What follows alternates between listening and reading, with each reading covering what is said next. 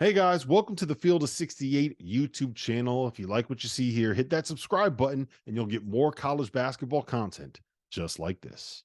Thanks. That's Purdue, like 8 hours thanks, ago. Purdue 63, NC State 50, UConn 86, Alabama 72. Jeff Goodman, what is your biggest takeaway from these two Final Four games? I mean, we got two pretty good games. Like, that was the good thing about tonight because we were scared it was going to be ugly.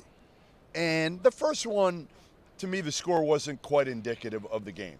Like, I'm not saying NC State was going to beat them and anybody thought they were going to beat them, but they kept it close enough. And then the last one was really, really good. Shot making, good defense. Alabama shoots the hell out of the ball. It's 56-56. And then UConn responds with that huge 8-0 run, and they pull away. So I think tonight couldn't have gone any better. I agree. It was a fun game. Even though the scores weren't necessarily indicative of how close the games were, like I think both teams played. Nobody had a letdown. NC State played well. Horn played out of his mind. Burns impressed me with some of the times he scored on Edey. And then UConn, every time you feel like they're on the ropes, like you look up again and they're up 10 points. So it was a fun game. It was a fun day. It'll be a big what if for NC State. It'll be DJ Burns. You always say to big guys, you got to protect your first foul. His first foul, literally minutes into the game, was a bad foul. His first and third fouls were horrible, and it hurt them tonight. He'll have some sleepless nights over that. Hell of an effort, hell of a year for those guys. Really competitive game, I thought. But we got the matchup we wanted. In Alabama, I know we'll dive deeper into that. We talked about how many threes they needed to make. 8 of 11 first half, but only 3 of 12 the second half. And I thought that was, they cooled off from behind the three-point line, and I think ultimately that's what cost them the game. Yeah. Let's start with the UConn-Alabama game, because I thought that Alabama put together as good of a game plan as you're going to find for a team trying to scheme UConn, trying to find a way to beat them. They didn't guard Steph Castle. They just sagged off of him. They put two guys on Donovan Clingan. They top-locked Cam Spencer and Alex Caravan. They said, we're not going to let you guys get going. We're not going to let you guys get a good look at the rim. Tristan Newton struggled early, and they hit all of their threes. Alabama hit all of their threes. So, Jeff, I guess my big question is, UConn had going up against Alabama, one of the best offenses in college basketball, right? They shoot as well as they did. They game plan as well as they did. They play as well as they did, and they still won by 14 points. Yeah, and I thought one of the things that, to me, Alabama had to do, obviously we know they had to make shots, but they had to kind of hold their own on the glass, and they did that. They did that. They did everything that if Nate Oates had said, hey, check this, check that box, check that one, they did everything. They're still down at half, and then, like you said, they went cold in the second half from 3, but, man, like, that was a hell of an effort from Alabama. Hell of an effort. I mean, just to be there again at 56 all. And at the end, I actually thought Alex Caravan, and we'll hear from him later in the show. Big shots and big defense. He was so good. He made all of the little plays. Yes. He had, I think, 2 blocks on Mark Sears. He got a couple defensive rebounds. He had the offensive rebound in the putback that put him up 8. He made a lot of winning plays. They made Stephen Castle. This game plan was make Stephen Castle beat us, and he did. Yeah. He to me, we talked about it. You and I were talking about this today. Yes. What would be the number one college guy that we would draft? He's in the discussion. And he's in the discussion. I'm not saying I take him. No. Take him, but like he's in the discussion. Right. I think he legitimately solidified himself as a. Why? Because you start out the first game and then you miss the first shot, and you see that psychologically with a lot of guys, a lot older than him, that messes with you. Never missed a beat, never changed his aggressiveness. He defends his ass off, and then he stepped up and still knocks down a couple of threes. That was opening up enough to still get in the paint, and I think he was their best all-around player today. He was. big time Euro step move. Oh, he was great. He was great. He did everything tonight. He really did everything. Now, the one thing I actually don't think he's been able to showcase, and you've seen him, I've seen him in practice, I actually think he can play some point. Like, I think he's got good court vision. He can pass it as a secondary point guard, secondary ball handler. He doesn't really have that role on this team, but I think down the road he can be that. Yeah, Castle, we was talking, he's like, you got to give up something. Yeah. And they decided that Castle's going to be the guy. But even Alabama, when I watched them practice yesterday, I got laughed at, but I said they looked good. Like, they convey a lot different in person just coming from a basketball background, when I saw them playing and shooting, I saw the size and athleticism. I'm like, UConn won by 14 points, but it was a lot closer than that, and I figured it would be like that. And, it took UConn a little bit of time to adjust to that style of play and what they had going on. And credit Alabama, they put up a hell of a fight. Henson, did you jump out of your seat when Grant Nelson had that dunk? Did you jump out of your seat? Because that was one of the best dunks I've ever seen at a Final Four, ever. Yeah, I mean, it's up there. I mean, I was shocked that he went at him. Yeah, went at him like that. But it was definitely an all-time dunk, throwing it in. Klingon said it wasn't a dunk. I don't know. Oh, that was a dunk. Watching. Give me a ruling on that. Right. Give me That's a a ruling dunk. on that. A big man would say that. Is there even a he question? threw it in, and it's 2 points. So whatever you want to call it, you call it. That's a dunk. I credit it for challenging him, though. It was a hell of a play. I don't, it's. I just love the way this UConn team. We're going to let Henson make the determination. On his head, that's a dunk. Give me that.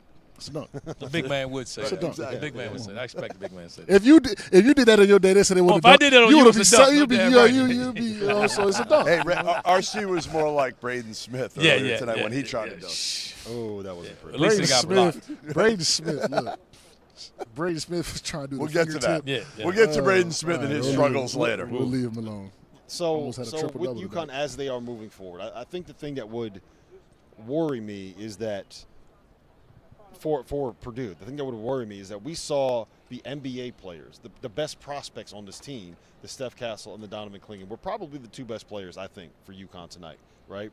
And then Tristan Newton, he finished with 12 and 9. I don't think he really played all that well. He had a couple shots late. He had a couple assists late. He was bad early on. I don't think we got the best the best out of all of their guys. I don't think this was a peak UConn performance, Randolph. The game plan is going to be, we talked about this, it's going to be, we talked about top blocking in Caravan. And staying on For the top of those people at home, top blocking basically means that someone's trying to run off a screen. You stand above them. You stay above You it, don't they let can't them- come off. There's so much of the pin downs. They were basically saying, we're not guarding Klingon outside. We're not guarding Stephen Castle. We're going to – I think at times they even did that to Newton. It's like, hey, we're going to they were pressing those guys, and they were just like, hey, we're going to guard the other shooters. And that it's essentially like a zone. It was almost like a triangle too. Not technically a triangle, but it was like we were sagging off. Like, hey, if we're going to give up threes to you guys, we're going to lose anyway. And credit UConn. They made enough. They made 10. They were 10 of 25. It's the best game that they had from behind the three-point line in the tournament. And they started slow. And they started really slow, which is why this game, and obviously I think them making threes is what opened it up. We knew they'd have an advantage inside with Klingon. It kind of gave him more room. And when Stephen Castle got going, it was just like, all right, we can't. He showed you, like, all right, you got to get out to him now. He's good, man. You got to get to him now. And when he knocked down a couple, I think it forced Alabama to make a little adjustment in what they were doing and opened it up for other guys. Castle's got he moves different out there. His athleticism he just looks different. And today it just came out like he's a pro. And they he was in the lane, putting pressure on the defense. I mean, I was impressed. He doesn't settle to me. I mean, they sagged off of him. He took a couple of threes. Even when he knocked them down, he didn't settle from behind the three-point line. I thought he did a great job of just saying, I'm going to continue to attack the rim, put pressure on the rim, put pressure on you guys. And how about Alabama's guards, though? We're talking about UConn's guards. Like, Estrada was really good. He was. Sears was really good, especially, to be honest, when Castle wasn't on him. He really took advantage. And then when Klingon was out of the game, like, I thought Alabama really took advantage when Samson Johnson was in there. See, I disagree because the 8-0 run, the 8-0 run where where Alabama ties it at 56, they reel off 8 in a row. That all of that was Sampson. Well, Sampson he caught the lob on the offensive end. It was a You had lob. Castle. It was the roll where he had the screen. Then he comes out of the other end and he gets a block, and then he gets an offensive rebound over here. Like the dynamic of, and we talked about this a lot last year with Edie and with Sonogo and Klingon, right? Is going from having a guy where you run everything through the low post, where he's hedging hard, where you're going to play a certain way on one end of the floor, and then you bring in a big man who does the totally opposite thing at a level that is almost at the same. Because you're not scheming him. It throws you off because you're not scheming him. You're scheming worried about Klingon, and then he comes in, and then he gives them – I think he's a better athlete, so he gets up and down. So if you notice, he seems to always get a dunk.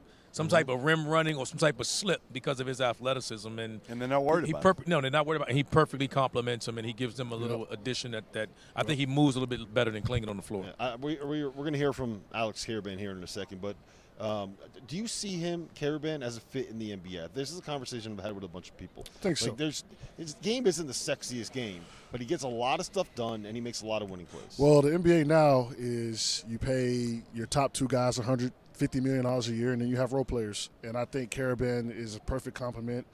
Don't know if he's like an every night starter, but 6'8", can defend the perimeter, can shoot the ball, get rebounds at a good rate. Knows how to play. I think on a good organization, I think like, you know how the Heat drafted, Jaime Jaquez. I'm not saying he's that type of player, but No, certain like, organization look at could George Niang. 100%. A certain right? organization Like, could he use be him that. and probably, he'll make some money. He's a good player. The best month of the year is here, which is why you need to know that we are partnered with BetMGM. We'll be using BetMGM lines for making all of our picks and predictions, and we'll have special offers for the listeners and the viewers of the Field of 68.